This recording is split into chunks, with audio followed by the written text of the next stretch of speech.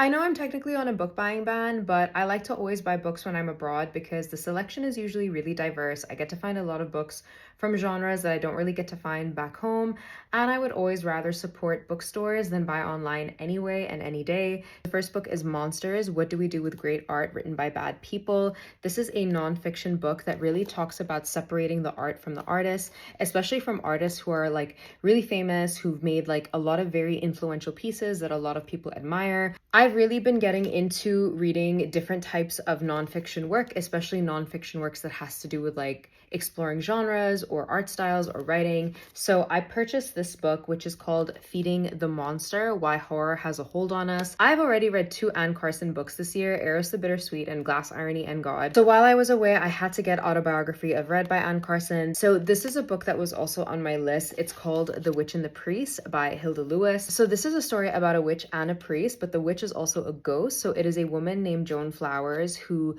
appears as an apparition to this priest named Samuel Fleming, and she basically tells him her entire story. All the while, Samuel the priest is trying to redeem her of her sins. This just seems like such an interesting premise, but also look at how gorgeous this cover is. Next is also a piece of nonfiction work. It is Caliban and the Witch, Women and the Body and Privative Accumulation. I'm just gonna read a couple of lines from the back, but this is the history of the body and the transition of capitalism. It gives a panoramic account of the often horrific violence with which the unruly human material of pre-capitalist societies was transformed into a set of predictable and controllable mechanisms. It is a study of indigenous traditions crushed, of the enclosure of women's reproductive powers within the nuclear family, and of how our modern world was forged in blood. It's a piece of like feminist literature that I have been really wanting to read. I've been seeing so many people talk about this book, and it's Mother Mary Comes to Me, and I had to get this edition because this is actually a signed copy. This is Arundhati Roy's memoir, and it talks about her intimate relationship with her mother. I have seen so many people rave about this work, and I saw the signed copy in foils, and I'm like, I can't walk away from a signed copy. The next book honestly felt like a scavenger hunt, and it is Between Two Fires, and this is the exact cover I wanted. Between Two Fires is an epic medieval horror tale, and I have only heard great things about this book. When I was in London, I visited Sir John Soanes's museum, which is a very interesting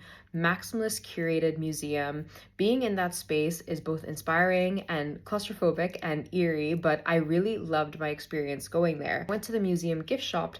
There was a collection of poems inspired by Sir John Soanes's museum. So this felt like a very unique book to have. It's called The House of Everything. This is 64 pieces of prose writing that really looks into the theme of nostalgia as both a feeling state and a historical idea. You guys can let me know if any of these titles seem compelling to you, if you're excited to see me read any of these books. If you've read any of these books, I'd love to know in the comments below.